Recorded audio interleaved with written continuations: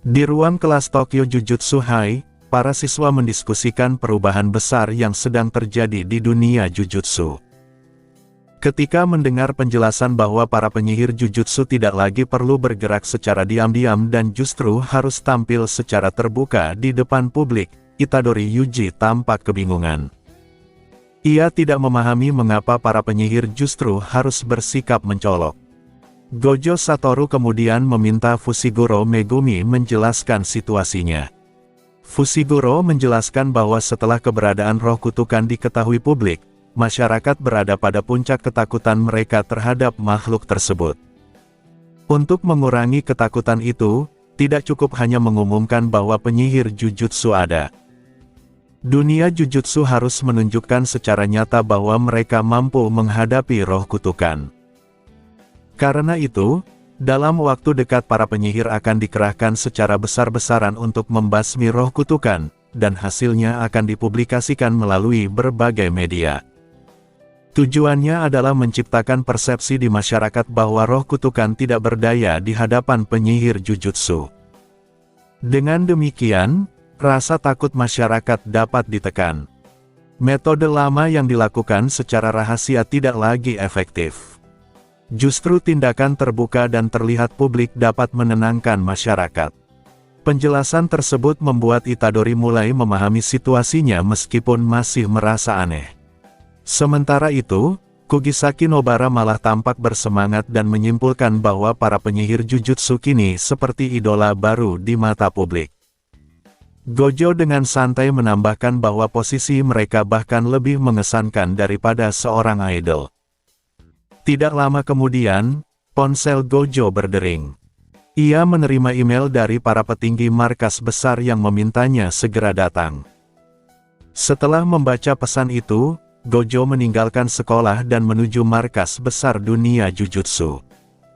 Sesampainya di sana, ia dipandu menuju kantor Makima.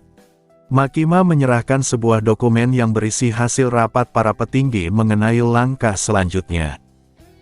Di dalam dokumen tersebut tercantum rencana yang disebut sebagai Jujutsu Sorcerer Superhero Plan, yaitu siaran langsung resmi yang menampilkan proses pembasmian roh kutukan oleh penyihir Jujutsu.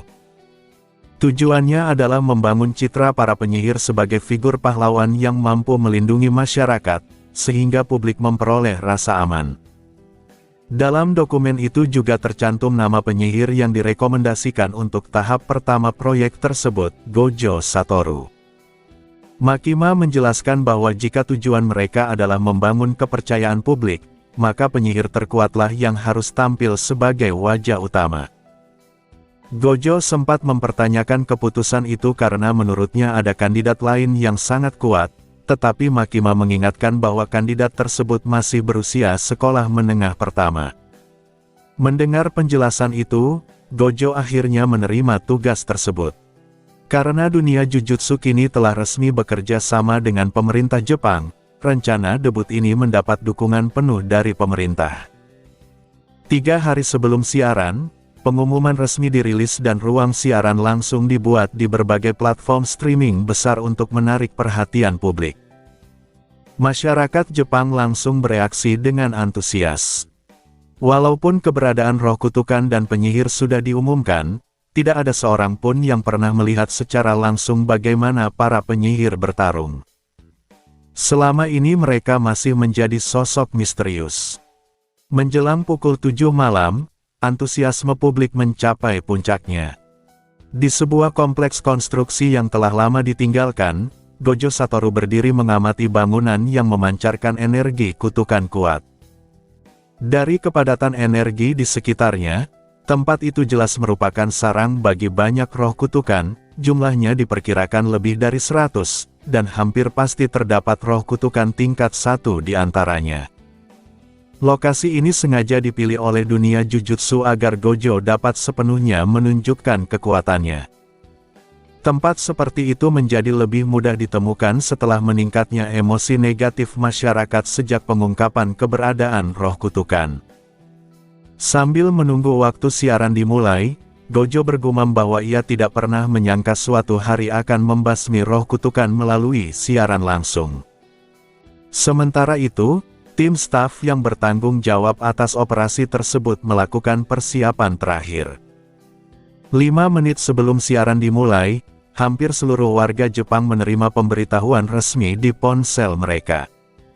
Di berbagai platform streaming, sebuah ruang siaran khusus bertajuk Channel No. 1 muncul di halaman utama. Pada saat yang sama, stasiun televisi besar juga menayangkan siaran tersebut. Dalam sekejap, jutaan orang masuk ke siaran itu. Tak lama kemudian, layar yang sebelumnya gelap akhirnya menyala. Kamera memperlihatkan Gojo Satoru di dalam kompleks terbengkalai tersebut. Ia sedang menempatkan sebuah boneka kutukan khusus di tanah dan menyesuaikan posisinya. Boneka itu dibuat oleh Yaga Masamichi untuk membantu siaran langsung. Karena penyihir harus bertarung jarak dekat dengan roh kutukan, memegang ponsel saat bertarung tentu tidak mungkin. Boneka itu berfungsi sebagai perangkat siaran sekaligus pemancar sinyal. Selain sangat tahan terhadap kerusakan dan dapat beradaptasi dengan berbagai lingkungan, ia juga memiliki 2 mode pengambilan gambar, sudut pandang normal dan sudut pandang mata dewa. Ketika pertempuran dimulai, boneka tersebut akan secara otomatis mencari posisi terbaik dan menampilkan pertempuran dari sudut pandang optimal agar penonton dapat melihat semuanya dengan jelas. Saat siaran resmi dimulai, Gojo menyadari jumlah penonton yang sangat besar dan menyambutnya dengan santai. Di layar para penonton muncul sosok pria berambut putih dengan gaya rambut mencuat dan penutup mata khasnya. Di bawah gambar tersebut, staf menampilkan keterangan pengenalan. Penyihir Jujutsu kelas khusus, Gojo Satoru. Gojo Satoru menyapa para penonton yang menyaksikan siaran langsung tersebut dan memperkenalkan dirinya sebagai penyihir Jujutsu kelas khusus. Ia mengakui bahwa membasmi roh kutukan sambil melakukan siaran langsung adalah pengalaman pertama baginya, sehingga terasa cukup baru dan sedikit asing. Sambil berjalan semakin dalam ke kompleks bangunan terbengkalai itu, Gojo terus berbicara santai dengan para penonton melalui siaran. Ia menjelaskan bahwa lokasi tersebut merupakan titik berkumpulnya roh kutukan dalam jumlah besar. Menurut perkiraannya, setidaknya terdapat lebih dari 100 roh kutukan di dalam kompleks itu. Tempat seperti ini sebenarnya cukup jarang ditemukan sebelum keberadaan roh kutukan diketahui publik. Tugasnya hari itu adalah memusnahkan seluruh roh kutukan yang berada di sana. Ketika penonton menanyakan arti gelar, penyihir Jujutsu kelas khusus, Gojo menjelaskan bahwa kelas khusus merupakan tingkat tertinggi dalam hierarki penyihir Jujutsu. Hanya segelintir penyihir yang sangat kuat yang dapat memperoleh gelar tersebut setelah melalui evaluasi. Ia juga menjelaskan bahwa peringkat penyihir umumnya dimulai dari tingkat 4 hingga tingkat 1. Saat ini hanya ada 5 penyihir kelas khusus di dunia Jujutsu, dan daftar resmi para penyihir kelas khusus serta tingkat 1 akan diumumkan kemudian oleh pihak berwenang. Ia juga menjelaskan secara sederhana bagaimana penyihir bertarung. Penyihir biasa menggunakan teknik tempur standar yang diperkuat energi kutukan, sedangkan mereka yang memiliki teknik bawaan dapat menggunakan teknik kutukan mereka sebagai tambahan dalam pertempuran. Dengan gaya bicara santai dan karismanya, Gojo dengan cepat mencairkan suasana dengan para penonton. Sementara percakapan berlangsung, ia sudah mencapai bagian dalam kompleks. Energi kutukan di sekitarnya mulai bergejolak. Gojo kemudian menghentikan obrolannya dan memusatkan perhatian pada perburuan roh kutukan. Dengan kemampuan Six Eyes yang dimilikinya, semua roh kutukan yang bersembunyi di kompleks itu sudah terlihat jelas baginya sejak ia memasuki area tersebut. Energi kutukan merah berkumpul di ujung jarinya lalu ditembakkan ke sebuah sudut bangunan. Curse teknik reversal, red. Ledakan kekuatan tolak-menolak yang dahsyat langsung menghancurkan roh kutukan yang bersembunyi di sana. Dampak serangan itu bahkan menembus dinding bangunan dan meninggalkan lubang besar selebar sekitar 10 meter. Serangan berikutnya segera menyusul. Gojo memanipulasi energi kutukannya kembali dan menciptakan bola biru di tangannya. Curse Technique Lapse Blue. Kekuatan tarik yang luar biasa menyebar dari bola tersebut. Banyak roh kutukan yang bersembunyi di berbagai sudut kompleks terseret keluar sambil menjerit, kemudian terhimpit menjadi satu oleh gaya tarik blue yang sangat kuat. Gojo menjelaskan bahwa sebagian besar roh kutukan sebenarnya lemah jika dibandingkan dengan penyihir jujutsu. Walaupun jumlahnya banyak, hanya sedikit yang benar-benar kuat. Ia kemudian menyebutkan bahwa menurut informasi yang diperoleh, terdapat satu roh kutukan tingkat 1 di dalam kompleks itu. Sama seperti penyihir, roh kutukan tingkat 1 merupakan tingkat tertinggi di bawah kelas khusus. Namun bagi Gojo, perbedaan tingkat itu tidak terlalu berarti. Ia segera mengarahkan pandangannya ke suatu arah dan kembali mengumpulkan energi kutukan merah di ujung jarinya, kali ini dalam skala yang jauh lebih besar. Karena ini adalah penampilan pertamanya di hadapan publik, ia memutuskan menggunakan cara yang lebih langsung. Sebuah red sebesar bola basket ditembakkan dengan satu tangan. Energi kutukan yang dilepaskan begitu dahsyat hingga gambar siaran langsung sempat terdistorsi. Ledakan besar mengguncang seluruh kompleks. Kekuatan tolak-menolak yang menghancurkan meluluh lantakkan semua yang dilewatinya. Tanah bergetar hebat, bangunan runtuh satu demi satu, dan setelah debu perlahan menghilang, kompleks terbengkalai itu telah berubah menjadi puing-puing. Gojo tertawa ringan dan menyadari bahwa ia mungkin menggunakan kekuatan yang sedikit berlebihan. Setelah memastikan tidak ada lagi reaksi energi kutukan di area tersebut, ia menyatakan bahwa misi telah selesai. Siaran langsung pertama penyihir jujutsu kepada publik pun berakhir.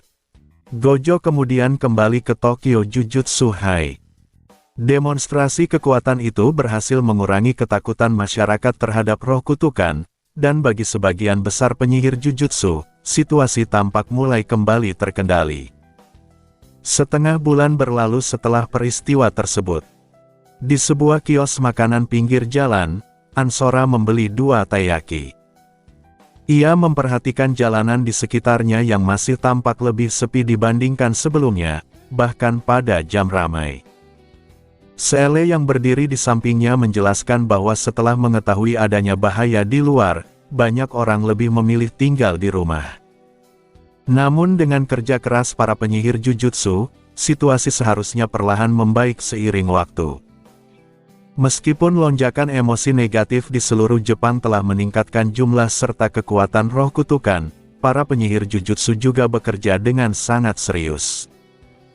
Terlebih lagi, dunia jujutsu kini tidak lagi membusuk seperti sebelumnya karena telah berada di bawah kendali Makima secara diam-diam. Bagi Ansora, perubahan yang terjadi di dunia jujutsu setelah pengungkapan roh kutukan terasa sangat besar hingga hampir tidak dapat dikenali lagi. Setelah itu ia menggenggam tangan Seele dan berjalan pulang menuju villa mereka. Namun ketika mereka tiba di gerbang villa, mereka melihat beberapa orang sedang berdiri dan berbicara di sana. Di satu sisi terdapat Makima bersama para pengawalnya, Miwa Kasumi dan Nishi Miyamomo. Di sisi lain berdiri seorang wanita dewasa berambut pirang. Ansora segera mengenali wanita tersebut sebagai Yuki Tsukumo, salah satu dari 3 penyihir kelas khusus asli dunia jujutsu sekaligus satu-satunya wanita di antara mereka. Ia dikenal sebagai pengguna teknik manipulasi masa imajiner. Ansora tidak terkejut bahwa Yuki Tsukumo kembali ke Jepang mengingat perubahan besar yang terjadi di dunia jujutsu. Namun yang membuatnya heran adalah fakta bahwa ia muncul tepat di gerbang villa miliknya dan Seele. Ia menduga bahwa kedatangan Yuki kemungkinan besar bukan untuk dirinya. Karena Ansora hampir tidak pernah menunjukkan kekuatannya, kebanyakan orang luar menganggapnya hanya sebagai pendamping Seele, penyihir kelas khusus termuda yang kini secara samar dianggap berada di puncak kekuatan di antara para penyihir kelas khusus. Dalam situasi seperti itu, hampir pasti Yuki Tsukumo datang untuk menemui Seele. Ketika Ansora dan Seele kembali ke villa mereka, sosok wanita tinggi berambut pirang yang berdiri di depan gerbang langsung menoleh ke arah mereka. Sebagai penyihir jujutsu kelas khusus, Yuki Tsukumo memiliki persepsi yang sangat tajam sehingga ia segera menyadari kedatangan keduanya. Makima kemudian memperkenalkan wanita tersebut kepada Ansora dan Seele. Ia menjelaskan bahwa wanita itu adalah Yuki Tsukumo, salah satu penyihir jujutsu kelas khusus yang baru saja kembali ke Jepang pada hari itu. Yuki Tsukumo menyapa mereka dengan sikap yang sangat santai dan akrab, meskipun itu merupakan pertemuan pertama mereka. Tanpa menunjukkan jarak atau formalitas berlebihan, ia menyampaikan bahwa dirinya datang karena ingin bertemu langsung dengan dua penyihir kelas khusus baru yang muncul di dunia jujutsu. Ia menjelaskan bahwa awalnya ia berencana mengunjungi Ansora dan Seele terlebih dahulu sebelum pergi ke markas untuk menemui Makima. Namun secara kebetulan ia bertemu Makima dalam perjalanan, sehingga mereka datang bersama ke villa tersebut. Setelah mendengar penjelasan itu, Seele membuka pintu villa dan mempersilakan semua orang masuk. Bagian dalam rumah tampak bersih dan rapi karena Seele selalu merawatnya dengan teliti. Ansora sebenarnya pernah mengusulkan untuk mempekerjakan pembantu rumah tangga karena ukuran villa yang cukup besar, tetapi Seele bersikeras ingin merawat rumah yang mereka tinggali bersama secara pribadi. Pada akhirnya Ansora membiarkannya melakukan hal tersebut, terlebih lagi karena hampir semua pekerjaan rumah biasanya sudah diselesaikan oleh Seele bahkan sebelum ia sempat membantu. Setelah masuk ke dalam, mereka berkumpul di ruang tamu dan mulai berbincang. Sebagian besar percakapan berlangsung antara Makima dan Yuki Tsukumo. Makima menjelaskan secara rinci kondisi terbaru di Jepang dan perubahan besar yang terjadi dalam dunia jujutsu. Sementara itu, Seele pergi ke dapur untuk menyiapkan makan malam.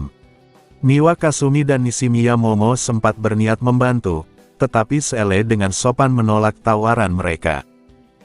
Akhirnya keduanya kembali ke ruang tamu dan hanya duduk diam, karena dengan keberadaan tiga penyihir kelas khusus di sana, mereka tidak merasa pantas ikut terlibat dalam diskusi serius tersebut. Dalam percakapan itu, Yuki Tsukumo mengungkapkan keterkejutannya terhadap perubahan yang terjadi di dunia jujutsu dalam beberapa bulan terakhir. Tidak hanya muncul dua penyihir kelas khusus baru, yaitu Makima dan Seele, tetapi keberadaan roh kutukan serta penyihir jujutsu juga telah diumumkan kepada publik. Ketika ia pertama kali kembali ke Jepang, situasi tersebut terasa hampir sulit dipercaya baginya. Makima menjelaskan dengan tenang bahwa keputusan tersebut diambil karena tidak ada pilihan lain. Jika keberadaan roh kutukan terus disembunyikan sementara ketakutan masyarakat terus meningkat, keadaan bisa berkembang menjadi krisis yang jauh lebih buruk. Mengungkapkan kebenaran kepada publik menjadi langkah pengendalian kerusakan sekaligus upaya mempertahankan stabilitas. Ia juga menjelaskan bahwa berkat kerjasama dengan pemerintah Jepang serta berbagai rencana yang telah dijalankan, situasi perlahan mulai membaik. Selama tidak terjadi insiden besar lainnya, keadaan diharapkan akan segera kembali terkendali. Namun Yuki Tsukumo mengingatkan bahwa dampak keputusan tersebut tidak hanya terbatas pada Jepang. Di era informasi modern, berita mengenai roh kutukan dan penyihir jujutsu sudah menyebar ke seluruh dunia. Banyak negara mulai menunjukkan ketertarikan terhadap kelompok manusia yang memiliki kekuatan supernatural tersebut. Jika tidak ditangani dengan hati-hati, dunia jujutsu mungkin akan menghadapi ancaman lain selain roh kutukan dan pengguna kutukan. Makima menjawab bahwa kemungkinan itu sudah dipertimbangkan sejak awal. Ia menjelaskan bahwa kedepannya dunia jujutsu akan menggunakan pemerintah Jepang sebagai perantara untuk berkomunikasi dengan negara-negara lain, sementara dirinya akan bertindak sebagai perwakilan dalam berbagai perundingan dengan para pemimpin dunia. Walaupun hasilnya belum dapat dipastikan, ia berjanji akan melakukan segala upaya untuk mencegah skenario terburuk. Makima juga mengungkapkan harapannya bahwa suatu hari nanti para penyihir jujutsu tidak perlu lagi hidup dalam bayang-bayang. Ia ingin generasi muda penyihir dapat berdiri di bawah cahaya matahari dan mendapatkan pengakuan serta penghargaan dari masyarakat. Untuk mencapai tujuan tersebut, ia bersedia mencurahkan segala yang diperlukan. Kata-kata Makima membuat Miwa Kasumi dan Nishimiya Momo yang berdiri di belakangnya tampak sangat tersentuh. Sementara itu Yuki Tsukumo menatap Makima dengan penuh perhatian. Ia mengakui bahwa sulit baginya membayangkan dunia Jujutsu dapat melahirkan seorang tokoh tingkat tinggi seperti Makima. Menurutnya, mempromosikan Makima mungkin merupakan satu-satunya keputusan benar yang pernah dibuat oleh para petinggi dunia Jujutsu selama bertahun-tahun. Sebelum kembali ke Jepang, Yuki Tsukumo sebenarnya sudah mencari informasi tentang dua penyihir kelas khusus baru tersebut. Dari berbagai laporan yang ia dengar, baik Makima maupun Seele memiliki reputasi yang sangat baik. Seele dikenal sebagai seorang jenius luar biasa yang masih sangat muda, namun memiliki kekuatan tingkat kelas khusus. Bahkan Gojo Satoru sendiri pernah mengakui bahwa Seele berhasil mengalahkannya dan menyebutnya sebagai penyihir terkuat saat ini. Meskipun begitu, banyak orang menggambarkannya sebagai gadis yang sopan, lembut, dan berhati baik, seorang anak yang hampir sempurna. Makima juga memiliki reputasi serupa. Ia dikenal sebagai pemimpin yang rajin bekerja, memperhatikan bawahannya, dan selalu bersikap sopan meskipun memegang posisi tinggi sebagai penyihir kelas khusus sekaligus eksekutif markas besar. Ia tidak pernah menyalahgunakan kekuasaan untuk kepentingan pribadi dan sangat berbeda dari para petinggi lama dunia Jujutsu. Setelah melihat sendiri sikap Makima dan mendengar penjelasannya, Yuki Tsukumo semakin yakin bahwa penilaian tersebut memang benar. Ia mulai benar-benar mengakui kualitas kedua wanita itu. Namun dalam situasi seperti ini, perhatian Yuki Tsukumo juga secara tidak terhindarkan tertuju pada Ansora. Dari cara Seele pulang bersamanya dan dari interaksi singkat yang ia amati sejak tadi, Yuki Tsukumo dapat merasakan bahwa Seele yang dikenal sebagai jenius luar biasa itu jelas memiliki perasaan khusus terhadap pria bernama Ansora tersebut. Jika hanya itu, mungkin tidak terlalu mengejutkan. Namun ketika ia memperhatikan Makima yang duduk agak lebih dekat dengan Ansora saat berbincang dengannya, serta melihat keakraban alami antara ketiganya, Yuki Tsukumo mulai menyadari bahwa hubungan di antara mereka ternyata jauh lebih rumit daripada yang terlihat di permukaan. Selama percakapan antara Makima dan Yuki Tsukumo berlangsung, Ansora bersandar santai di sofa tanpa menunjukkan niat untuk ikut campur dalam diskusi mereka. Ia juga mengabaikan tatapan halus yang sesekali diarahkan Yuki Tsukumo kepadanya. Di saat yang sama, ia membuka antarmuka sistem di dalam pikirannya dan masuk ke halaman toko sistem. Sejak Makima memerintahkan Kenjaku membangun penghalang hingga penghalang itu aktif telah berlalu setengah bulan, dan setengah bulan lagi berlalu ketika kekacauan akibat pengungkapan roh kutukan serta penyihir Jujutsu mulai mereda. Dengan demikian, 1 bulan penuh telah lewat, dan bagian diskon di toko sistem kembali diperbarui. Ansora melihat 3 barang baru yang muncul pada bagian diskon. Barang pertama adalah Demon God Manifestation Demons Extract dengan potongan harga 50%. Ia mengenali benda ini sebagai Imperial Arm dari dunia Akame ga Kill. Kemampuan utamanya adalah mengendalikan es, bahkan hingga tingkat yang secara teori dapat membekukan waktu. Namun mengingat harga dalam sistem, kemungkinan besar efeknya hanya meniru kemampuan tersebut secara visual, bukan benar-benar membekukan waktu. Barang kedua adalah Holy Grail dengan potongan 20%. Benda ini berasal dari dunia Type Moon, tetapi hanya memiliki konsep yang mirip dengan Holy Grail di Fuyuki. Grail tersebut mampu mengabulkan permintaan selama masih berada dalam batas kemampuannya.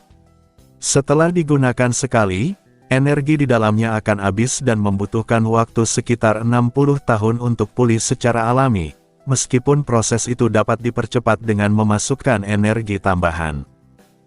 Barang ketiga adalah Sesa Genes dengan potongan 50%. Gen ini berasal dari dunia Honkai dan merupakan gen milik makhluk Honkai tingkat judgment. Demon's Extract dan Holy Grail jelas merupakan pembelian yang sangat menguntungkan. Adapun Sesagenes tidak terlalu berguna bagi Ansora saat ini. Namun ia sedang merencanakan untuk menciptakan klon penelitian guna mempelajari darah Kryptonian yang pernah ia beli sebelumnya. Kehadiran gen Sesa justru membantunya menentukan arah karakter yang akan digunakan oleh klon berikutnya. Setelah mempertimbangkan semuanya, Ansora memutuskan membeli ketiga barang tersebut sekaligus. Semua item dimasukkan ke ruang penyimpanan sistem sebelum ia menutup antarmuka dan kembali memperhatikan dunia nyata. Pada saat yang sama, Seele keluar dari dapur sambil membawa makan malam yang baru ia siapkan. Hidangannya sederhana, namun tidak ada seorang pun di ruangan itu yang mempermasalahkannya. Setelah makan malam selesai, Yuki Tsukumo berpamitan. Ia baru saja kembali ke Jepang sehingga masih memiliki banyak tempat yang harus ia kunjungi. Makima, sebaliknya, tidak menunjukkan niat untuk pergi. Ia menoleh kepada dua pengawalnya, Miwa Kasumi dan Nishimiya Momo, lalu menyatakan bahwa ia akan menginap di villa tersebut malam itu. Ia memberi mereka pilihan untuk pulang sendiri atau tinggal bersamanya. Kedua gadis itu terkejut mendengar keputusan tersebut. Mereka tahu bahwa hubungan Makima dengan Ansora dan Seele cukup dekat. Selama sebulan terakhir bertugas sebagai pengawal Makima, mereka beberapa kali datang ke villa itu sebagai tamu.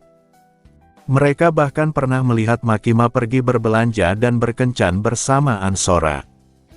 Namun mereka tidak pernah membayangkan hubungan itu sudah berkembang hingga Makima tinggal bersama mereka. Miwa akhirnya memutuskan untuk tetap tinggal. Ia merasa bahwa sebagai pengawal Makima, meskipun kekuatannya tidak cukup untuk benar-benar melindungi seorang penyihir kelas khusus, ia setidaknya harus menunjukkan dedikasi terhadap tugasnya. Jika tidak dapat melindungi dengan kekuatan, ia ingin mendukung Makima dalam kehidupan sehari-hari. Nishimiya Momo juga memilih untuk tinggal setelah melihat keputusan Miwa. Dengan atasan dan rekannya sama-sama menginap, ia merasa tidak pantas menjadi satu-satunya yang pergi. Keduanya kemudian memilih kamar masing-masing di villa tersebut, kebetulan berada di kedua sisi kamar yang dipilih Makima. Malam pun tiba. Di kamar yang gelap, Miwa terbaring di tempat tidur ketika ia mendengar suara samar dari kamar Makima di sebelah. Pendengarannya sebagai penyihir jujutsu terlalu tajam untuk mengabaikan suara itu sepenuhnya. Pipi Miwa memerah dan pikirannya mulai dipenuhi berbagai dugaan. Ia terkejut memikirkan kemungkinan bahwa Makima dan Ansora telah menjalin hubungan yang jauh lebih intim daripada yang ia bayangkan. Hanya sebulan sebelumnya mereka baru terlihat berkencan, bahkan belum tampak saling bergandengan tangan. Namun sekarang situasinya tampak berkembang sangat cepat. Miwa mencoba menutupi kepalanya dengan selimut agar tidak mendengar apapun. Namun dinding dan selimut tidak cukup untuk meredam suara bagi indera seorang penyihir. Setelah setengah jam berjuang melawan rasa penasaran, ia akhirnya bangun dari tempat tidur dan membuka pintu kamar. Di luar, ia melihat Nishimiya Momo sudah lebih dulu berada di sana, berjongkok di dekat pintu kamar Makima. Ketika melihat Miwa keluar, Momo menunjukkan ekspresi canggung. Momo mengakui bahwa ia keluar karena mendengar suara dari kamar tersebut dan merasa penasaran. Ia bahkan menanyakan apakah Miwa juga merasakan hal yang sama. Miwa mencoba menyangkal dan mengatakan bahwa ia hanya tidak bisa tidur, tetapi ketika Momo secara langsung menyinggung rasa ingin tahu tentang hubungan antara Makima dan Ansora, Miwa tidak mampu menyangkalnya sepenuhnya. Pada akhirnya ia perlahan mendekat juga. Keesokan paginya, di dalam kamar, Makima berbaring santai di dada Ansora. Dengan mata setengah terbuka, ia melirik ke arah pintu dan berkomentar bahwa dua gadis di luar telah cukup bodoh untuk menguping sepanjang malam. Dari sudut pandangnya, ketahanan mereka justru cukup mengesankan. Baik Ansora maupun Makima memiliki persepsi yang jauh melampaui penyihir biasa. Tidak mungkin Miwa dan Momo dapat mendekati pintu tanpa disadari. Fakta bahwa mereka dibiarkan tetap di sana sepanjang malam semata-mata karena keduanya tidak merasa terganggu oleh hal tersebut. Bahkan bagi mereka, mengetahui ada dua gadis yang menguping di luar justru menjadi sesuatu yang secara tidak langsung menambah suasana bagi Makima dan Ansora. Di dalam kamar yang masih berantakan setelah malam panjang, Ansora berbaring santai di tempat tidur sambil berbicara kepada Makima yang berada di dekatnya.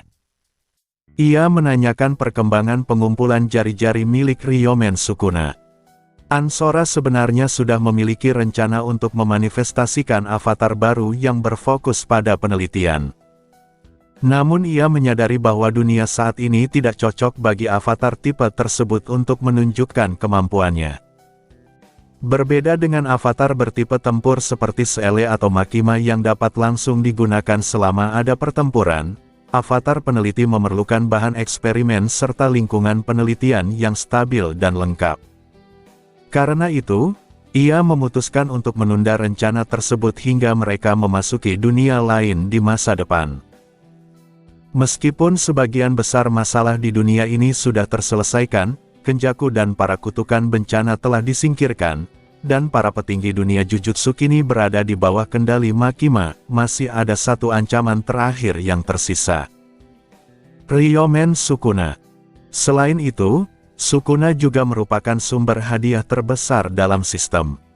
Setiap jari Sukuna bernilai 2.500 poin. Setelah mengurangi 3 jari yang sebelumnya sudah memberikan hadiah, masih ada 17 jari tersisa yang dapat menghasilkan total 42.500 poin. Artinya, jika semua 20 jari Sukuna dikumpulkan dan Sukuna kemudian dikalahkan oleh Seele atau Makima, Ansora akan langsung memperoleh lebih dari 40.000 poin sekaligus dan secara efektif menyelesaikan dunia ini sepenuhnya. Adapun kekuatan asing yang sebelumnya dikhawatirkan Yuki Tsukumo, negara-negara yang mulai tertarik pada dunia Jujutsu, tidak dianggap sebagai masalah besar oleh Ansora. Hal tersebut dapat ditangani nanti dengan mudah, bahkan mungkin hanya membutuhkan tindakan santai dari Makima. Makima memahami tujuan tersebut. Ia menjelaskan bahwa sejak sebulan lalu, tepat setelah penghalang yang menutupi seluruh Jepang selesai dipasang, ia telah memerintahkan Kenjaku dan para roh kutukan yang berada di bawah kendalinya untuk mulai mengumpulkan jari-jari Sukuna. Sementara itu, jari-jari yang sebelumnya berada di tangan dunia Jujutsu sudah lebih dulu dikumpulkan melalui para petinggi yang kini berada di bawah kendalinya. 6 jari yang dahulu dicuri juga termasuk dalam kumpulan tersebut. Menurut Makima, dengan kecepatan saat ini, tidak akan membutuhkan waktu lama sebelum seluruh jari Sukuna berhasil dikumpulkan. Masalah utamanya adalah bahwa dalam alur cerita asli dunia tersebut, asal-usul banyak jari Sukuna tidak pernah dijelaskan dengan jelas. Proses pengumpulannya pun jarang digambarkan secara detail. Biasanya hanya disebutkan secara singkat siapa yang mengumpulkannya atau sekadar ditampilkan dalam beberapa panel. Karena itu, meskipun Makima memiliki pengetahuan tentang alur asli, tugas pengumpulan tetap harus diserahkan kepada Kenjaku yang sudah lama mempersiapkan rencana tersebut. Untungnya, garis waktu cerita dunia itu sebenarnya cukup singkat. Dari saat Yuji Itadori menelan jari Sukuna dan bergabung dengan Tokyo Jujutsu High hingga akhir cerita, hanya berlangsung sekitar setengah tahun. Dengan persiapan Kenjaku yang sudah matang, proses pengumpulan jari berlangsung sangat cepat. Begitu semua jari terkumpul, langkah berikutnya hanyalah mencari kesempatan untuk membangkitkan Ryomen Sukuna sepenuhnya. Dalam pikiran Ansora muncul satu peristiwa ikonik. Insiden Shibuya. Namun alur cerita dunia ini telah berubah jauh dari cerita aslinya. Jika insiden Shibuya kembali terjadi sekarang, situasinya pasti akan sangat berbeda. Dalam cerita asli, hanya ada beberapa penyihir kelas khusus di Jepang. Namun kini Gojo Satoru, Yuki Tsukumo, dan Yuta Okkotsu semuanya berada di negara tersebut. Jika ditambah dengan Seele dan Makima, maka ada 5 penyihir kelas khusus sekaligus. Dengan kekuatan sebesar itu, jika Kenjaku dan para kutukan bencana mencoba memulai kekacauan seperti dalam cerita asli, mereka kemungkinan besar akan langsung dimusnahkan begitu muncul. Karena itu, agar rencana tetap berjalan, Makima sendiri harus turun tangan untuk menyeimbangkan kekuatan di kedua pihak. 3 minggu kemudian, rencana itu akhirnya dimulai. Tokyo, Distrik Shibuya, pukul 7 malam. Sebuah penghalang besar dengan diameter hampir 1 km tiba-tiba turun, berpusat di sekitar Tokyo Department Store cabang Toyoko. Saat itu merupakan waktu dengan lalu lintas manusia yang sangat padat di Shibuya. Meskipun jumlah orang di jalanan sudah berkurang sejak keberadaan roh kutukan diumumkan kepada publik, masih ada sangat banyak warga sipil yang terjebak di dalam area penghalang tersebut. Orang-orang yang terperangkap segera menyadari bahwa mereka kemungkinan besar sedang berada di tengah insiden yang berkaitan dengan roh kutukan. Kepanikan menyebar dengan cepat. Banyak orang berteriak ketakutan, menuntut bantuan dari para penyihir Jujutsu, sementara sebagian lainnya hanya bisa memohon agar diselamatkan.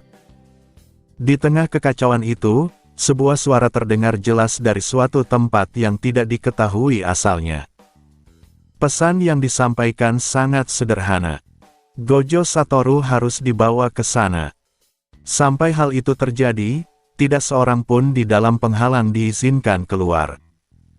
Mendengar hal tersebut, para warga sipil yang panik mulai berteriak memanggil nama Gojo Satoru dengan keras, berharap sang penyihir terkuat datang menyelamatkan mereka. Pihak dunia Jujutsu merespons dengan sangat cepat.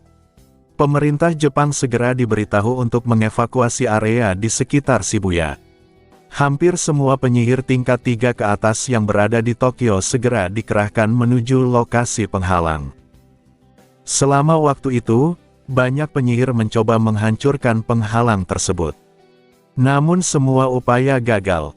Naobito Zenin yang berada di luar penghalang menyimpulkan bahwa insiden tersebut jelas merupakan skema yang menargetkan Gojo Satoru.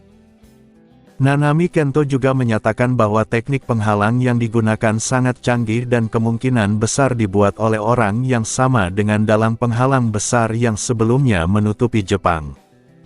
Di luar penghalang, semakin banyak penyihir berkumpul. Kusakabe Atsuya, Mei Mei, serta berbagai penyihir tingkat 1 lainnya datang ke lokasi. Para siswa Tokyo Jujutsu High juga tiba satu persatu. Tak lama kemudian Yuki Tsukumo dan Yuta Okkotsu juga muncul. Para petinggi dunia Jujutsu jelas menganggap insiden ini sangat serius. Namun bahkan penyihir kelas khusus seperti Yuki Tsukumo dan Yuta Okkotsu tidak berani menghancurkan penghalang secara paksa karena takut membahayakan warga sipil yang terjebak di dalamnya. Beberapa menit kemudian, sosok yang menjadi pusat seluruh peristiwa itu akhirnya tiba. Gojo Satoru. Setelah menilai situasi, Gojo menyampaikan bahwa ia akan memasuki penghalang sendirian sesuai perintah dari para petinggi markas besar. Sementara itu para penyihir lain diminta tetap berada di luar dan bertindak sesuai situasi yang berkembang. Keputusan tersebut membuat banyak orang mengerutkan kening. Semua orang tahu bahwa musuh kemungkinan besar menargetkan Gojo secara khusus, namun para petinggi tetap mengirimnya masuk seorang diri. Namun mengingat hubungan buruk antara Gojo dan para petinggi dunia Jujutsu, keputusan tersebut terasa tidak terlalu mengejutkan. Nanami mengingatkan bahwa musuh yang merancang insiden ini kemungkinan adalah pengguna teknik penghalang yang sangat kuat, mungkin orang yang sama dengan dalam penghalang nasional sebelumnya. Gojo hanya menanggapi dengan santai. Ia menyatakan bahwa apapun rencana musuh, mereka tidak akan berhasil. Dengan sikap tenang, ia berjalan menuju penghalang. Di belakangnya, para siswa seperti Yuji Itadori dan Megumi Fushiguro memandang dengan wajah penuh kekhawatiran. Mereka berharap gurunya dapat kembali dengan selamat. Gojo tidak menoleh. Dengan punggung menghadap mereka, ia hanya tersenyum santai dan menyatakan dengan penuh keyakinan bahwa ia akan menang. Sesaat kemudian, tubuh Gojo Satoru sepenuhnya menghilang ke dalam penghalang yang menutup area Shibuya. Ketika tubuhnya sepenuhnya memasuki penghalang, pemandangan di dalam segera terbentang di hadapan Gojo Satoru. Meskipun para warga sipil terjebak di dalam area tersebut, situasinya belum berlangsung terlalu lama sehingga emosi mereka masih relatif stabil. Saat mereka melihat Gojo muncul, wajah-wajah yang sebelumnya tegang langsung berubah penuh kegembiraan. Banyak orang langsung mengenalinya dan memanggil namanya dengan penuh harapan. Mereka berseru bahwa Gojo benar-benar datang untuk menyelamatkan mereka, dan memintanya segera mengusir kutukan yang menyebabkan insiden ini agar mereka bisa keluar dari penghalang. Sebagai tokoh utama dalam program pengungkapan keberadaan penyihir kepada publik, Gojo Satoru telah menjadi penyihir Jujutsu paling terkenal di seluruh dunia Jujutsu. Kepribadiannya yang santai, humoris, dan agak eksentrik membuatnya sangat disukai masyarakat. Namun alasan yang lebih besar adalah kekuatannya yang luar biasa. Sebagai satu-satunya penyihir kelas khusus yang secara terbuka muncul di hadapan publik, Gojo dikenal sebagai penyihir terkuat yang aktif saat ini. Ia juga memiliki jumlah pengusiran kutukan terbanyak yang diketahui publik. Dalam banyak rekaman video yang beredar di internet, setiap kutukan yang berhadapan dengannya selalu dihancurkan dengan sangat mudah. Karena itu, ketika Gojo sendiri muncul di dalam penghalang, para warga sipil langsung merasa tenang. Ketegangan yang sebelumnya menyelimuti mereka seolah menghilang seketika.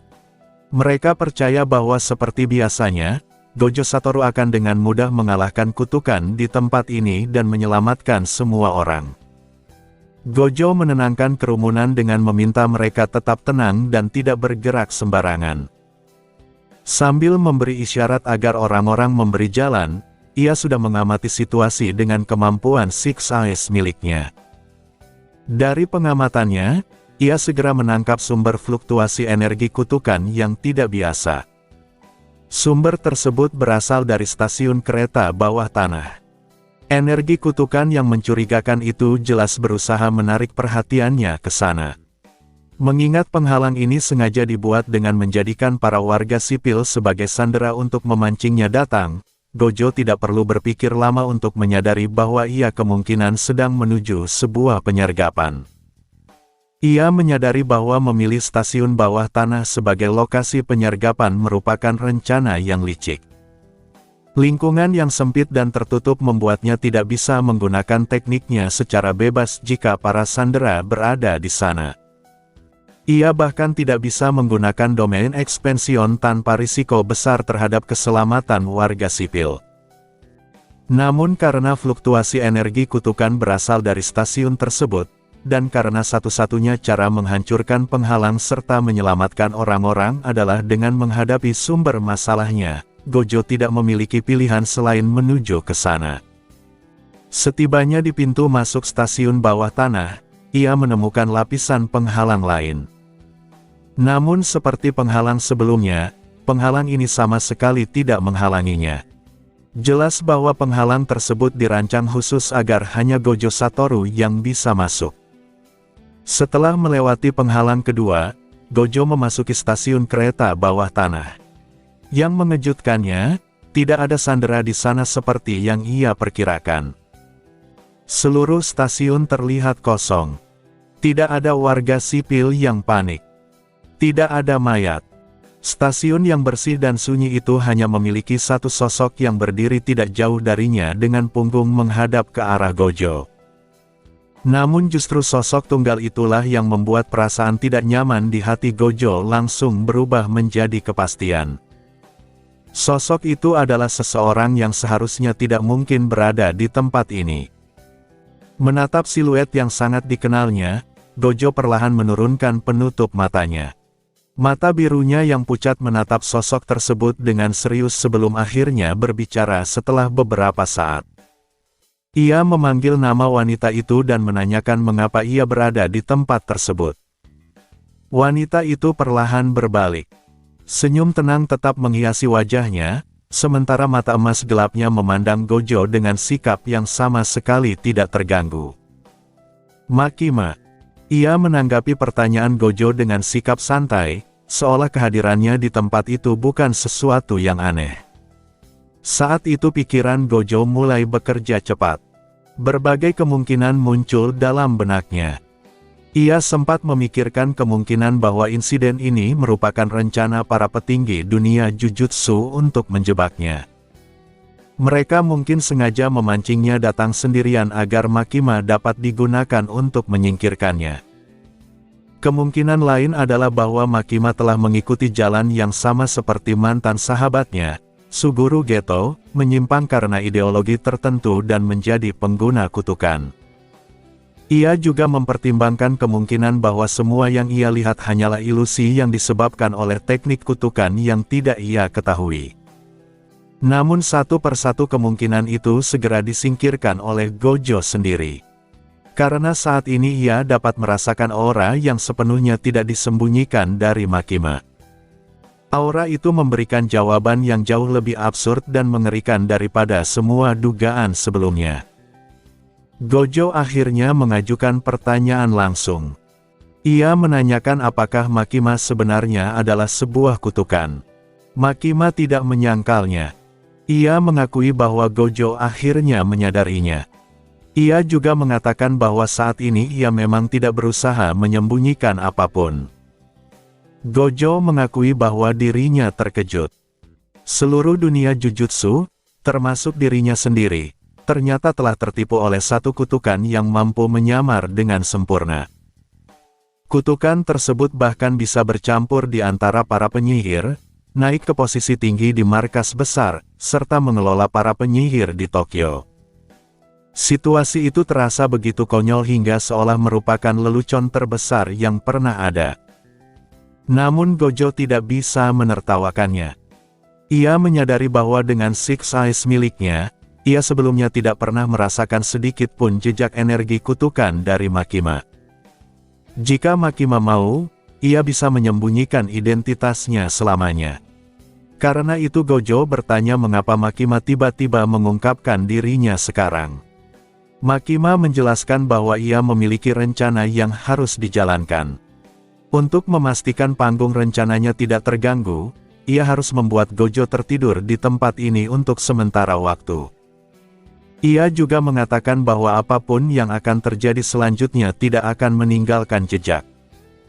Ketika Gojo nanti terbangun, ia tidak akan mengingat apapun yang terjadi di tempat ini, dan tidak seorang pun di dunia Jujutsu akan mengetahui kebenaran peristiwa tersebut. Mendengar pernyataan itu, Gojo akhirnya tertawa. Menurutnya, dari cara Makima berbicara, seolah-olah ia benar-benar yakin bisa mengalahkannya. Ia mengatakan bahwa dirinya sedang diremehkan. Gojo menyatakan bahwa jika Makima benar-benar ingin mencegahnya mengganggu rencana tersebut dan membuatnya melupakan semuanya, maka ia dipersilakan mencoba. Namun Gojo juga mengingatkan satu hal. Makima adalah penantangnya. Seketika tubuh Gojo menghilang dari tempatnya berdiri. Pada detik berikutnya, ia sudah muncul tepat di depan Makima dengan tinjunya yang sedang mengayun untuk menyerang. Di dalam stasiun kereta bawah tanah yang kini benar-benar kosong, pertempuran antara Gojo Satoru dan Makima dimulai. Meskipun area di bawah tanah itu tidak memiliki warga sipil, Gojo menyadari bahwa tepat di atas mereka terdapat banyak orang yang masih terjebak di dalam penghalang. Karena itu, ketika harus memilih antara menggunakan teknik kutukan besar atau pertarungan jarak dekat, Gojo segera memilih pertarungan fisik. Ia yakin bahwa bahkan tanpa teknik kutukan, kekuatan fisiknya saja sudah cukup untuk mengalahkan hampir semua lawan. Serangan berupa pukulan dan tendangan yang terlihat sederhana sebenarnya sangat berbahaya jika digunakan oleh seseorang seperti Gojo. Namun ketika serangan Gojo mengarah ke Makima, situasi langsung berubah secara mengejutkan. Makima mengaktifkan energi kutukannya dan, yang membuat Gojo terkejut, ia menembus penghalang infinity milik Gojo tanpa hambatan. Makima langsung meraih pergelangan tangan Gojo, dan energi kutukan yang terkonsentrasi di tangannya menyentuh tubuh Gojo. Dalam sekejap, seluruh kekuatan serangan Gojo menghilang. Tubuhnya dilanda rasa lemah yang sangat kuat, seolah semua tenaga lenyap. Pada saat itu Makima dengan santai mengangkat kakinya dan menendangnya hingga terpental. Sistem energi kutukan dalam dunia ini membuat seseorang yang telah terintegrasi dengannya secara alami memperoleh kemampuan bertarung jarak dekat yang kuat. Bahkan Makima yang sebelumnya tidak dikenal memiliki kemampuan pertarungan fisik pun dapat menunjukkan keterampilan tersebut dengan mudah. Setelah terlempar dan efek energi Makima hilang, Gojo bangkit kembali. Wajahnya tetap santai meskipun matanya menjadi jauh lebih serius. Ia meminta Makima menjelaskan bagaimana ia bisa menembus Infinity serta membuatnya kehilangan kekuatan sesaat. Makima tidak menyembunyikan jawabannya. Ia menjelaskan bahwa semua itu berasal dari teknik kutukan miliknya. Teknik tersebut bernama Domination. Teknik ini memungkinkan Makima untuk mendominasi makhluk lain. Ia menjelaskan bahwa teknik ini sekilas mirip dengan manipulasi roh kutukan milik Suguru Geto, tetapi jauh lebih luas. Jika teknik Geto hanya dapat mengendalikan roh kutukan, maka domination milik Makima dapat mempengaruhi manusia, roh kutukan, atau bentuk kehidupan lainnya. Makima kemudian menjelaskan bahwa efek yang baru saja dirasakan Gojo disebut restrain. Melalui kekuatan itu, teknik kutukan dan energi kutukan lawannya dapat dihapus untuk sementara waktu, membuat target langsung berada dalam kondisi lemah dan tidak mampu melawan. Gojo memahami penjelasan tersebut. Ia menyimpulkan bahwa melalui restrain, Makima dapat meniadakan teknik dan energi kutukan lawannya dalam sekejap. Makima hanya tersenyum tanpa memberikan penjelasan lebih jauh. Ini adalah pertama kalinya ia menggunakan teknik pengungkapan kemampuan secara langsung dalam pertempuran. Dengan mengungkapkan tekniknya, kekuatan domination dan restrain memperoleh peningkatan tertentu melalui aturan binding fog. Namun Makima juga menyisipkan sedikit manipulasi dalam cara ia menjelaskannya. Melalui urutan penjelasan yang ia gunakan, Gojo secara alami menganggap bahwa restrain hanyalah kemampuan turunan dari domination. Akibatnya perhatian Gojo akan lebih tertuju pada domination, sementara restrain, yang sebenarnya merupakan kekuatan utama Makima dalam pertempuran, akan memiliki lebih banyak kesempatan untuk digunakan. Meski begitu, perbedaan kekuatan di antara mereka membuat trik seperti itu sebenarnya tidak terlalu diperlukan. Tiba-tiba beberapa rantai emas muncul dari belakang Makima dan melesat ke depan, menusuk tanah dengan cepat. Gojo langsung melompat mundur untuk menghindarinya. Setelah memahami kemampuan Makima, Gojo tidak berniat lagi bertarung jarak dekat. Jika Makima kembali berhasil menyentuhnya, hasilnya mungkin jauh lebih buruk daripada sekadar terpental. Gojo segera mengaktifkan tekniknya. Curse Teknik Reversal, Red. Energi kutukan merah tua berkumpul di tangannya lalu dilepaskan ke arah Makima. Kali ini ia sengaja mengatur arah ledakan agar sebagian besar kekuatan bergerak ke bawah, sehingga meminimalkan dampak pada warga sipil di atas. Namun bahkan serangan kuat itu tidak pernah mencapai Makima. Sebuah penghalang energi kutukan berwarna emas muncul di depannya dan langsung meniadakan kekuatan red tanpa menimbulkan efek apapun. Gojo tidak berhenti. Ia segera menciptakan beberapa inti energi kutukan biru. Dengan menggunakan teknik blue, Gojo memanfaatkan daya tarik gravitasi untuk bergerak dengan kecepatan sangat tinggi. Sambil menghindari rantai emas yang dilepaskan Makima, ia mencoba mengganggu pergerakannya dengan tarikan gravitasi blue. Namun hasilnya sama seperti sebelumnya. Ketika kekuatan blue menyentuh penghalang emas di sekitar tubuh Makima, seluruh efeknya langsung menghilang. Bahkan ketika Gojo meningkatkan output energi hingga blue menghancurkan tanah dan dinding di sekitarnya, semua puing yang terlempar langsung kehilangan momentumnya begitu menyentuh penghalang tersebut dan jatuh ke lantai. Melihat pertahanan itu, Gojo menyadari bahwa penghalang Makima hampir seperti pertahanan absolut. Dengan kondisi seperti itu, ia menyadari bahwa Blue dan Red tidak akan cukup. Hollow Purple jelas tidak bisa digunakan karena akan membunuh banyak warga sipil di dalam penghalang. Karena itu hanya ada satu pilihan yang tersisa. Domain Expansion. Stasiun bawah tanah yang kosong memberikan kondisi yang sempurna untuk itu. Tanpa ragu, Gojo mengaktifkan domainnya. Domain Expansion, Unlimited Void. Kekosongan hitam seperti singularitas kosmik menyelimuti seluruh area. Dalam domain tersebut, informasi dalam jumlah tak terbatas mengalir menuju Makima, berusaha melumpuhkan kesadarannya dengan membanjiri pikirannya. Namun Makima tampaknya sudah siap. Ia dengan tenang mengangkat tangannya dan membentuk segel. Dalam sekejap dunia emas muncul dan menelan ruang di sekitarnya. Domain Expansion, Restraint Barrier. Gelombang kelemahan yang sama kembali menyapu tubuh Gojo. Domain miliknya langsung ditekan dan dihancurkan dalam sekejap. Kecepatannya begitu ekstrim hingga bahkan efek kelelahan teknik tidak sempat muncul sebelum domain, kekuatan fisik, dan energi kutukan Gojo semuanya dihapus oleh domain Makima. Namun domain Makima hanya aktif dalam waktu yang sangat singkat. Kurang dari 1 detik sebelum ia membatalkannya sendiri. Bahkan dalam bentuk paling terkompresi, Restraint Barrier tetap memiliki jangkauan sekitar 500 meter termasuk ruang vertikal. Penyihir kelas khusus seperti Kenjaku pun bisa kehilangan kesadaran hanya dalam beberapa detik di dalamnya, apalagi manusia biasa. Untuk menghindari membunuh semua warga sipil di atas stasiun, Makima menekan kekuatan domainnya hingga batas terendah dan hanya mengaktifkannya selama sepersekian detik. Ia meniru teknik yang pernah dilakukan Gojo sendiri dalam cerita asli. Domain Expansion selama 0,2 detik. Namun penggunaan domain yang begitu singkat dan dengan output minimum menimbulkan masalah lain. Efeknya tidak cukup untuk langsung membuat Gojo kehilangan kemampuan bertarung sepenuhnya. Ketika domain menghilang, penghalang emas yang sebelumnya melindungi Makima juga lenyap.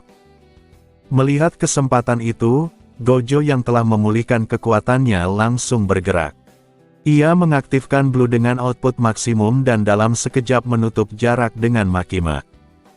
Di tangannya, energi kutukan merah tua sudah terkonsentrasi, siap dilepaskan sebagai Red.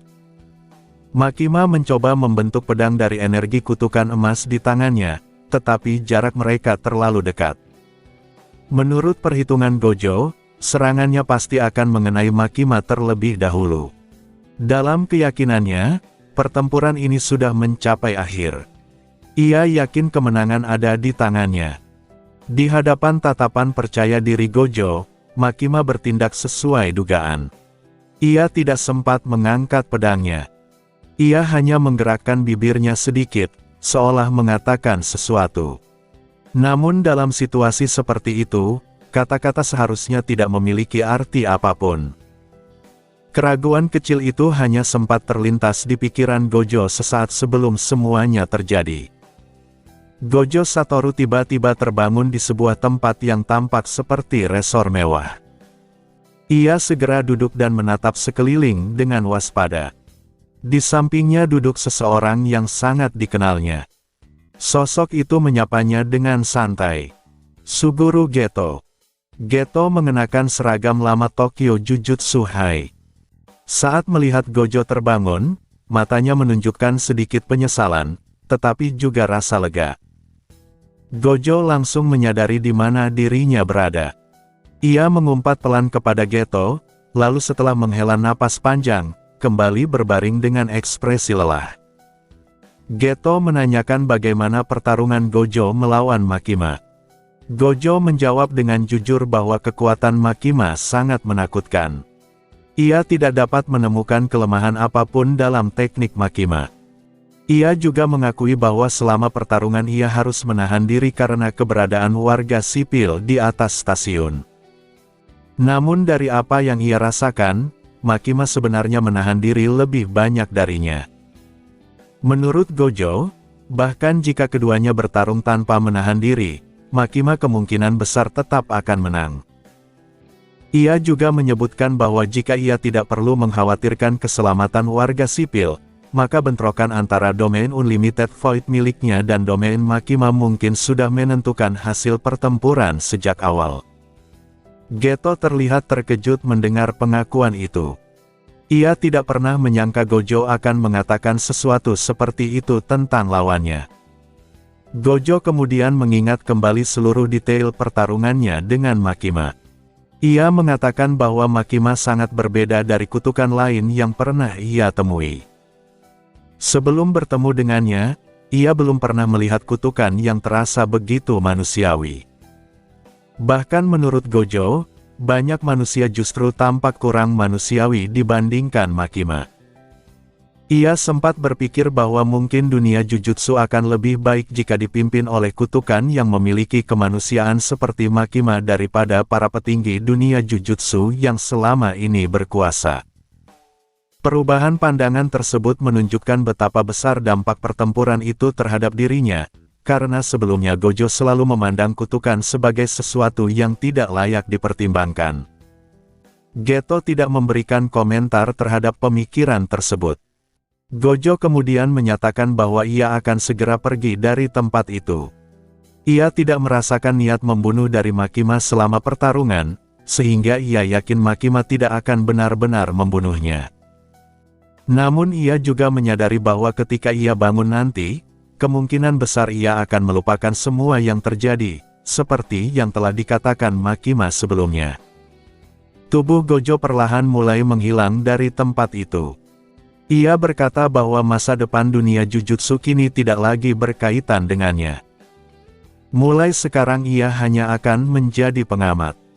Sebelum benar-benar pergi, Gojo meminta Geto agar suatu saat nanti menceritakan kembali kejadian ini jika ia benar-benar melupakannya. Geto hanya menjawab santai bahwa ia tidak berjanji akan menunggu di sana hanya demi Gojo. Tak lama kemudian, tubuh Gojo benar-benar menghilang.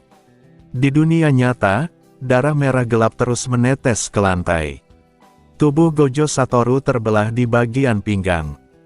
Bagian bawah tubuhnya masih berdiri, sementara bagian atasnya tergeletak di tanah dengan mata yang perlahan kembali mendapatkan sedikit kesadaran.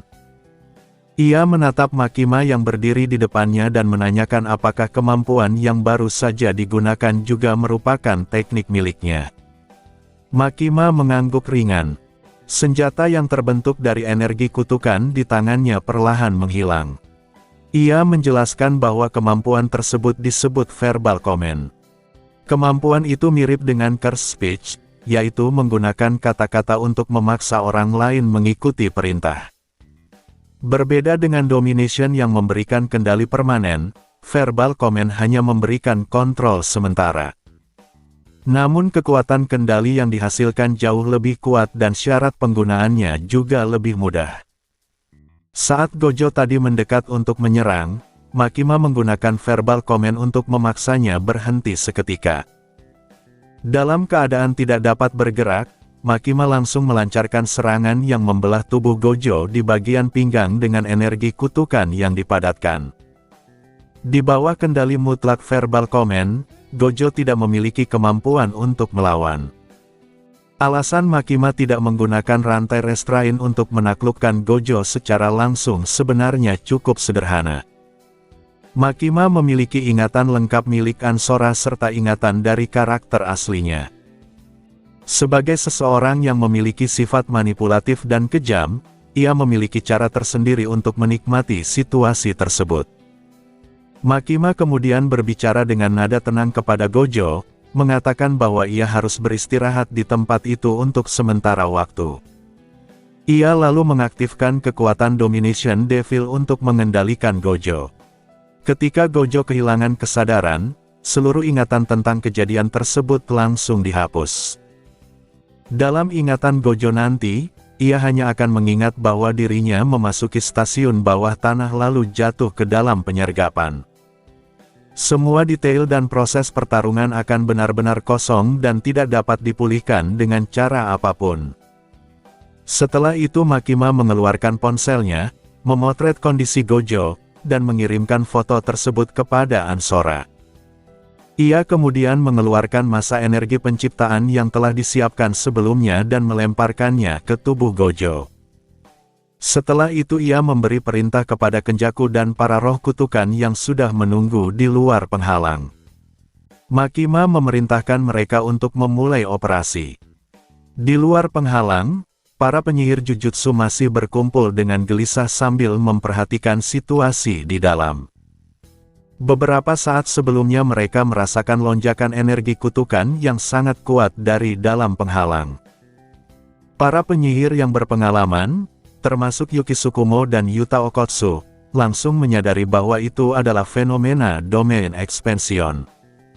Artinya Gojo sedang bertarung dengan seseorang di dalam penghalang. Namun ledakan energi tersebut hanya berlangsung kurang dari 1 detik sebelum menghilang. Karena waktunya terlalu singkat, tidak seorang pun dapat memastikan apa yang sebenarnya terjadi di dalam. Mei mencoba menebak bahwa Gojo mungkin telah menang, karena kekuatan Gojo selalu menjadi sesuatu yang menenangkan bagi semua orang. Namun Naobito Zenin menanggapi dengan serius. Ia mengatakan bahwa jika Gojo benar-benar menang, maka penghalang seharusnya sudah menghilang. Sebagai kepala klan Zenin sekaligus penyihir tingkat 1 yang berpengalaman, Naobito mulai merasakan firasat buruk. Namun ia juga sulit menerima kemungkinan bahwa Gojo bisa dikalahkan begitu cepat. Sebelum siapapun dapat memahami situasinya, semua penyihir tiba-tiba menoleh ke arah luar. Mereka merasakan sesuatu yang sangat besar mendekat. Sejumlah besar energi kutukan muncul dari berbagai arah. Tidak lama kemudian, roh-roh kutukan dalam jumlah sangat besar mulai membanjiri kota.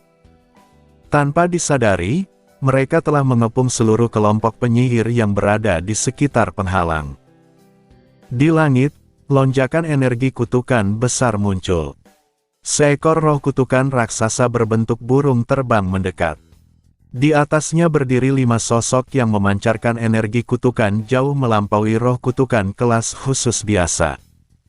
Sosok yang berdiri di depan membuat banyak penyihir terkejut karena wajah itu adalah Suguru Geto yang seharusnya sudah mati. Orang itu sebenarnya adalah Kenjaku yang menggunakan tubuh Geto. Ia segera mengunci 3 target utama di kerumunan, Yuki Tsukumo, Yuta Okotsu, dan Yuji Itadori. Kenjaku menyatakan bahwa ia akan menangani Yuki Tsukumo. Ia memerintahkan Mahito, Hanami, dan Dagon untuk menahan Yuta Okotsu. Ia juga memerintahkan Jogo untuk menangkap wadah Sukuna dan memaksanya memakan jari-jari Sukuna. Setelah memberi perintah, Kenjaku melompat turun dari roh kutukan burung raksasa. Jogo, Mahito, Hanami, dan Dagon juga turun. Pada saat yang sama, pasukan roh kutukan yang mengelilingi area menyerbu para penyihir. Pertempuran besar segera pecah di seluruh area. Kenjaku dan para Disasterkers masing-masing menghadapi target mereka. Jogo langsung mengincar Yuji Itadori. Ketika Yuji sedang bertarung melawan roh kutukan lain, Jogo menyerangnya dari belakang dan menghantamnya dengan kekuatan besar hingga terpental jauh dari medan pertempuran. Para murid Jujutsu Hai menyadari bahaya itu, tetapi mereka tidak dapat mengejar karena dihalangi oleh roh-roh kutukan. Jogo kemudian menyerang Yuji dengan gelombang api besar. Ia tidak peduli dengan kondisi tubuh Yuji karena ketika Sukuna muncul, luka apapun dapat dipulihkan dengan mudah. Yuji akhirnya dipukuli hingga tidak sadarkan diri. Jogo mendekatinya dan mengeluarkan 17 jari Sukuna, lalu memaksakan semuanya ke dalam mulut Yuji. Sebagai wadah sempurna, Yuji biasanya dapat menekan kesadaran Sukuna. Namun karena ia tidak sadar dan memakan terlalu banyak jari sekaligus, tubuhnya tidak sempat beradaptasi. Untuk sementara waktu Yuji tidak akan dapat merebut kembali kendali tubuhnya. Setelah merasakan kesadaran Sukuna akan segera bangkit, Jogo segera mundur. Kenjaku dan para Disasterkers juga menghentikan pertarungan mereka dan mundur dengan cepat. Pasukan roh kutukan pun mulai mundur secara teratur. Beberapa penyihir yang tidak memahami situasi merasa kebingungan. Namun Yuki Tsukumo dan Yuta Okkotsu memandang Yuji dengan ekspresi berat. Nanami Kento memperingatkan semua orang agar tidak mendekati Yuji karena aura berbahaya mulai muncul dari tubuhnya. Pada saat tertentu, 4 mata terbuka di wajah Yuji. Luka bakar di tubuhnya menghilang seketika dan tubuhnya kembali sempurna. Ryomen Sukuna berdiri sambil tertawa dengan kegembiraan yang gila. Ia menyatakan bahwa akhirnya ia kembali mendapatkan seluruh kekuatannya dan begitu bangun langsung memiliki banyak orang untuk dibunuh. Ia memberi waktu 3 detik kepada semua orang untuk melarikan diri. Tekanan luar biasa dari Raja Kutukan menyelimuti seluruh area. Semua penyihir, termasuk Yuki Tsukumo dan Yuta Okkotsu, merasakan bahwa mereka tidak memiliki peluang untuk menang. Sukuna mulai menghitung mundur. Para penyihir segera mencoba mundur, tetapi ketika hitungan berakhir Sukuna telah melancarkan serangan. Ia menggunakan dismantle. Tebasan tak terlihat sepanjang puluhan meter melesat lebih dari 100 meter menuju kerumunan penyihir. Pada saat kritis, 2 penyihir kelas khusus maju untuk menahan serangan itu. Yuta memanggil Rika yang segera menembakkan gelombang energi kutukan besar. Namun serangan itu terbelah oleh tebasan Sukuna. Yuta dan Yuki mencoba menghentikan serangan tersebut, tetapi pedang Yuta hancur seketika dan tubuh Yuki Tsukumo terbelah 2. Setelah itu kekuatan tebasan baru akhirnya habis.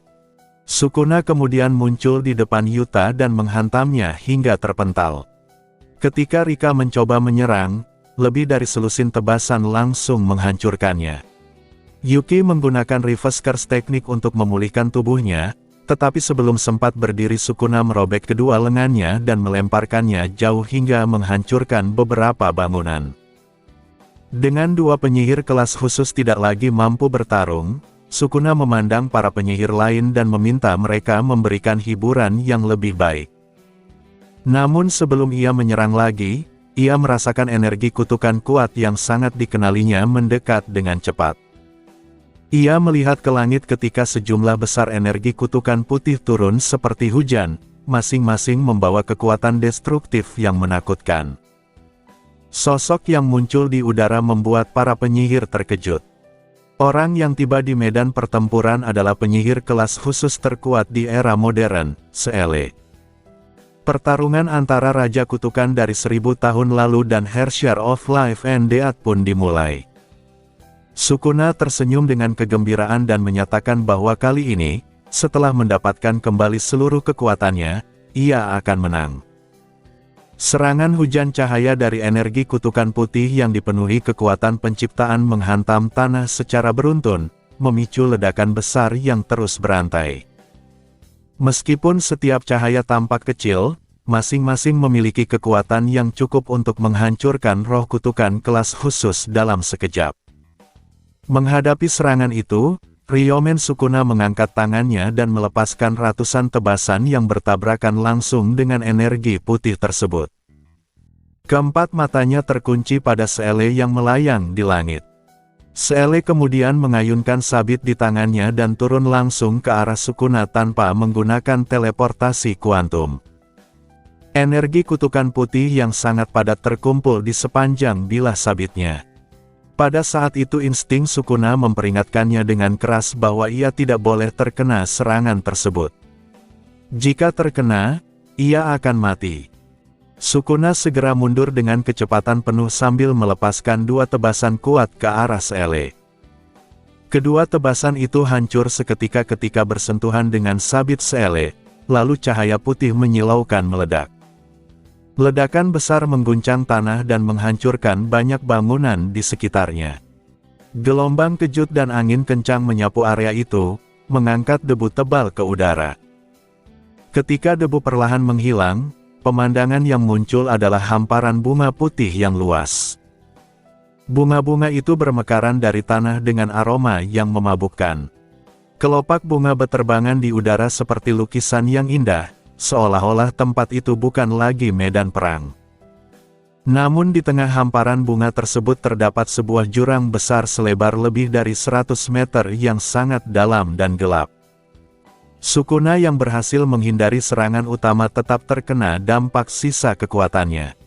Sambil memulihkan lukanya, ia menatap serius ke arah gadis yang berjalan di tengah lautan bunga. Seele berjalan dengan ekspresi tenang, seolah-olah serangan mengerikan itu tidak menguras kekuatannya sama sekali. Namun kemudian ia menyadari bahwa beberapa penyihir Jujutsu masih berada tidak jauh dari medan pertempuran. Ia khawatir pertarungan mereka akan melukai mereka atau Sukuna mungkin menjadikan mereka target. Seele menutup matanya dan memanggil bagian lain dari dirinya. Energi kutukan hitam kemerahan yang dingin dan dipenuhi aura kematian mulai muncul di sampingnya. Bunga-bunga putih yang sebelumnya bermekaran langsung layu. Kelopak yang jatuh berubah menjadi debu saat bersentuhan dengan energi hitam merah itu. Sepasang mata merah darah terbuka. Dark Seele tersenyum dingin sambil memandang Sukuna. Ia mengejek Sukuna sebagai orang yang pernah ia kalahkan sebelumnya dan mengatakan bahwa Sukuna tampaknya sedikit lebih kuat sekarang. Sukuna membalas dengan ejekan dan mengatakan bahwa kali ini ia akan memotong Dark Seele dan gadis di sampingnya sedikit demi sedikit. Meskipun bersikap angkuh, Sukuna mengakui kekuatan lawannya. Seele sendiri sudah cukup berbahaya baginya, dan jika ia juga harus menghadapi kutukan yang tinggal di dalam tubuh Seele, situasinya akan jauh lebih buruk. Namun skenario terburuk itu tidak terjadi. Setelah Dark Seele muncul, Seele pergi ke arah lain dan meninggalkan pertarungan itu kepada dirinya. Tanpa disadari Sukuna, saat ia selesai berbicara, niat membunuh muncul di mata merah Dark Seele. Tentakel hitam merah tiba-tiba muncul dari tanah dan menyerang Sukuna. Dengan kekuatannya saat ini, Sukuna dapat menghindari serangan tersebut dengan mudah dan menyatakan bahwa serangan seperti itu tidak akan berguna melawannya sekarang karena ia telah mendapatkan kembali kekuatan puncaknya. Namun tiba-tiba sebuah cakar hitam merah muncul tepat di depan Sukuna dan menghantamnya ke tanah. Yang mengejutkan Sukuna adalah serangan itu tidak mengandung energi kutukan kematian yang mengerikan seperti dalam pertarungan mereka sebelumnya. Serangan itu hanya menyebabkan kerusakan fisik. Ia mulai berpikir bahwa mungkin Dark Seele tidak dapat menggunakan kemampuan itu dengan bebas lagi. Cakar hitam merah kemudian mengangkat tubuh Sukuna dan mulai meremukkannya. Suara tulang retak terdengar dari tubuh Sukuna, membuat wajahnya berkedut karena rasa sakit. Namun Sukuna tetap fokus pada Dark Seele dan melepaskan lebih dari selusin tebasan ke arahnya. Semua tebasan itu menghilang begitu menyentuh energi hitam merah di sekitar tubuh Dark Seele. Dark Seele memahami pikiran Sukuna dan mengejeknya. Ia menjelaskan bahwa ia tidak menggunakan kekuatan Withering karena Sukuna terlalu lemah. Jika ia menggunakan kekuatan itu, pertarungan akan berakhir terlalu cepat. Ia ingin menyiksa Sukuna terlebih dahulu. Mendengar ejekan itu, Sukuna marah. Ia langsung memulihkan luka-lukanya dan membentuk segel tangan. Ia mengaktifkan domain expansion, Malevolent Shrine. Sebuah kuil merah muncul dari tanah dan Sukuna memanfaatkan kesempatan itu untuk melepaskan diri dari cakar hitam merah. Ribuan tebasan muncul sekaligus, membentuk jaring besar yang mencoba memotong segala sesuatu di jalurnya saat menyerang Dark Seele. Menghadapi serangan penuh Sukuna, Dark Seele hanya mengayunkan sabitnya dengan santai. Semua tebasan itu menghilang tanpa jejak. Ia mengatakan bahwa perlawanan Sukuna tidak buruk dan menyuruhnya mencoba lebih keras. Jika ia sedang dalam suasana hati yang baik, ia mungkin akan memberinya kematian yang cepat. Kali ini Sukuna menjadi tenang. Ia menyadari dengan jelas bahwa bahkan dengan kekuatan penuhnya dan domain ekspansion aktif, ia tetap tidak mampu mengalahkan Darkseele secara langsung. Dengan pemahaman itu, ia mulai menjalankan rencana lain. Sukuna melepaskan satu tebasan dismantel yang membelah tanah dan mengangkat debu serta asap tebal hingga menutupi penglihatan Darkseele. Di balik tirai debu itu, Sukuna terus mengirimkan banyak tebasan untuk mengganggu Darkseele tanpa henti.